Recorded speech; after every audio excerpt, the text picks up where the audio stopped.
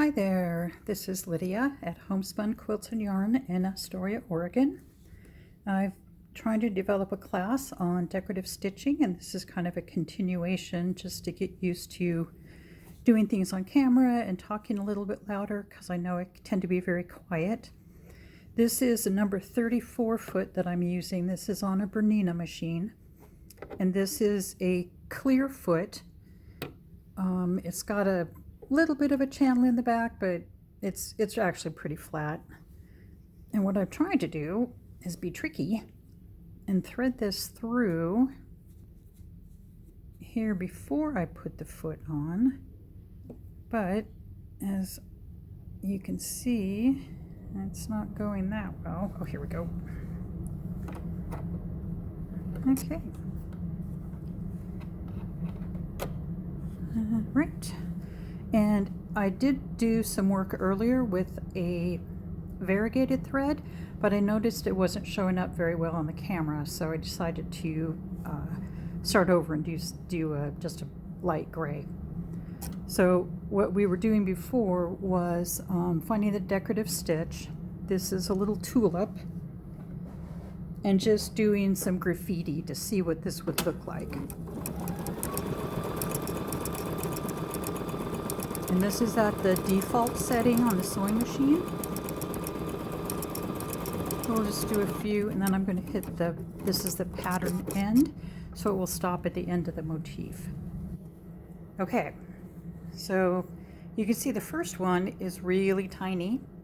The second one's middle, and this is probably more what it's supposed to look like, except it's not closing at the end. This could be because I've got my presser foot pressure set at 0, or it could be that I'm pulling the fabric and don't mean to. So let me try this again, just not really touching anything, just holding it steady. Maybe I need to slow down a little bit too. I'm going to hit the pattern end.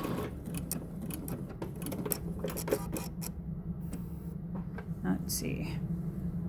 So the same thing, we'll look at that and get it closed up later. But it does give an opportunity to go right back down in that little gap and pick another stitch. Let's see. Of course I won't remember the stitch I was looking for, but let's try this.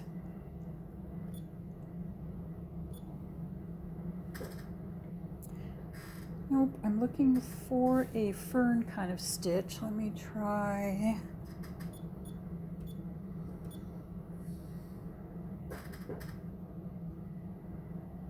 And we'll just do this one. This is a kind of an asterisk stitch, and I'm just going to, like I said, I tried to center it in that gap there.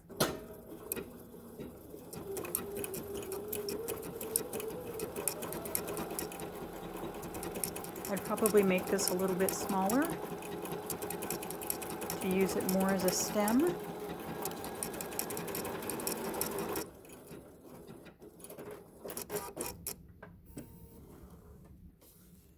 So it's kind of a funky stem for the flower. And again, this was kind of distorted in the middle, which is what flowers look like anyway.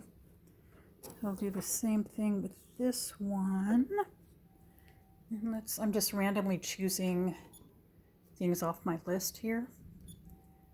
3, this should be fun.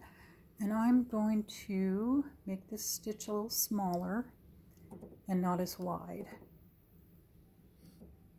Okay, let's try that. And again, I'm just going to lightly let the machine feed it.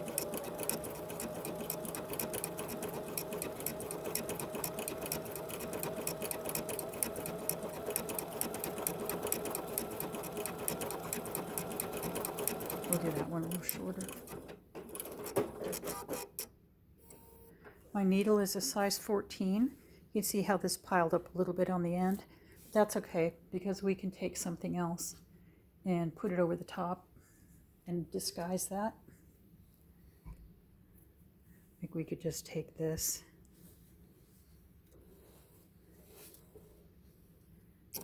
Find another stitch.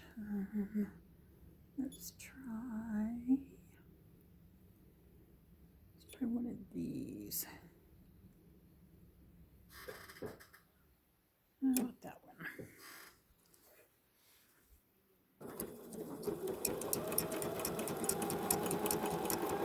Again, I'm just letting it feed itself over.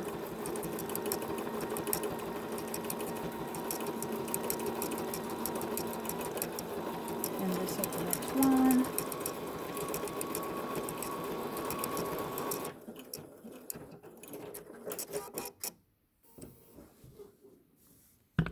So that just kind of, well, it didn't cover it, but I wasn't paying attention either, so. All right, what else can I do really quickly? Oh, I'll go back to my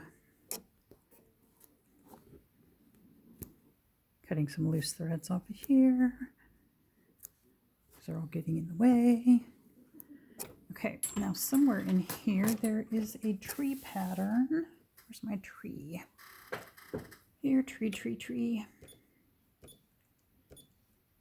Nope, not in there. I guess I'm going to have to write down my stitches so I can find them a lot easier. Let's see.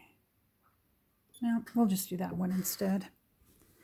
This one's a little bit thicker. This is a, gosh, I don't know what you call it, like a zebra stripe stitch. I'm going to stop there. I need to make this a little bit less, not as wide is what I was trying to say.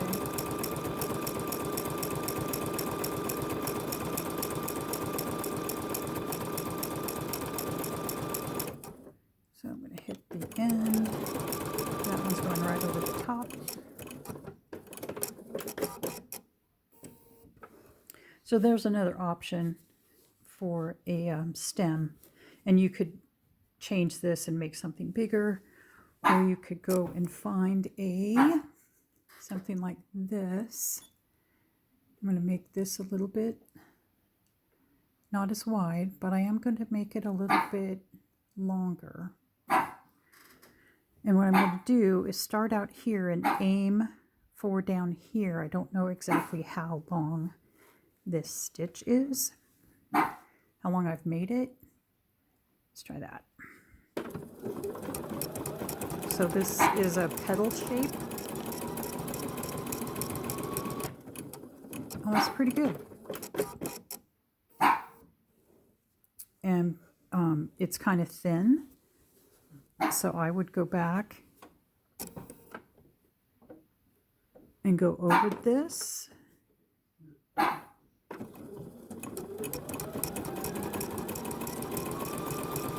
Oops, better hit that before the end.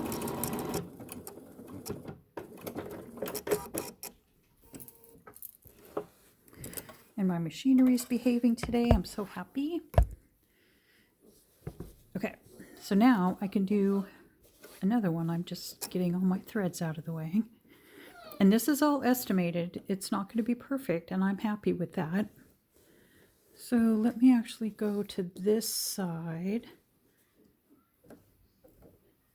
and eyeball approximately across from there.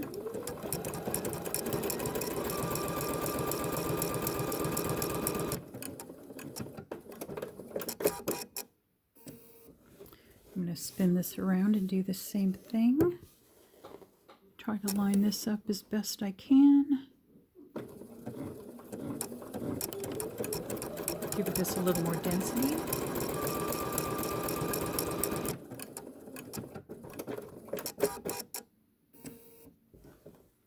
So now I have two of the petals on my flower.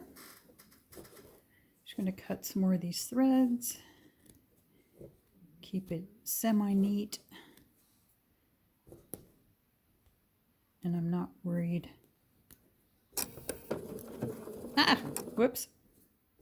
This is why you need to take your foot off the foot control so you don't do anything to yourself by accident.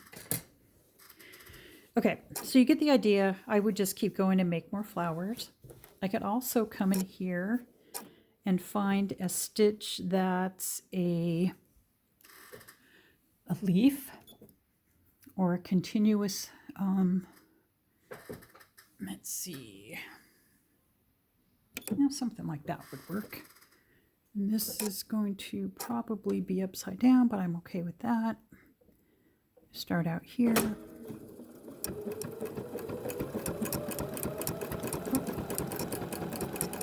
out that was good. I'm going to turn this and go the other way.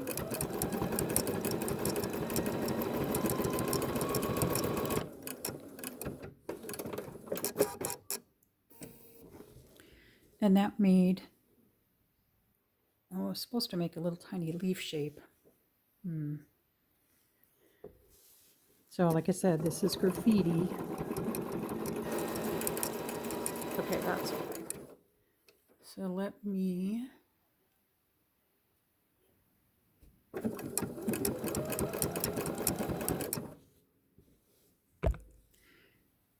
okay, this is 10 minutes, so I'm just going to go to another, where are they?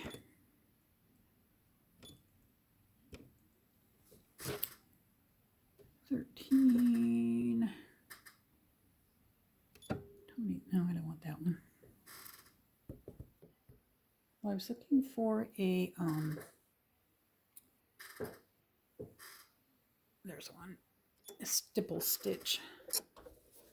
I'm just going to go down here,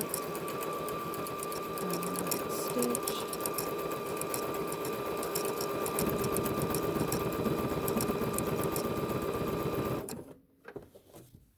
So this is the stipple, but as you can see, let me raise my presser foot. Presser foot. I don't know why.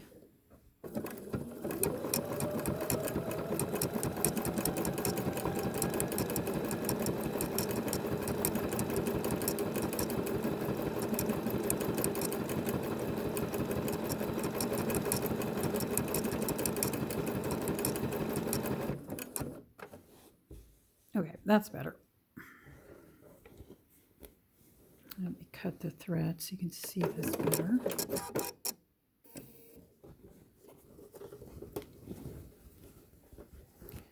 So this is the stipple stitch. I'll bring it down here so it's a little, and you can see it just goes wiggle, wiggle, wiggle, wiggle around. Okay, so this is where, again, pushing and pulling the fabric can totally change the look of what this is. And I can kind of hold it in place, and I can push it. I can go in a circle by either turning my fabric or doing what I'm doing and kind of dragging it around. It doesn't like this as much as turning the fabric, and it's not going to be the same shape. Okay, so cut this. Oops. Wrong button. So when I just go in a circle without moving the fabric, it just gave me a weird circle. All right, I think that's enough for now. I'll continue developing this. Let me know if you are interested in this kind of class. And I'd also be interested if you want to do it in person or a Zoom or like a YouTube private channel thing where you pay and have lifetime access to it. Thank you very much. Bye now.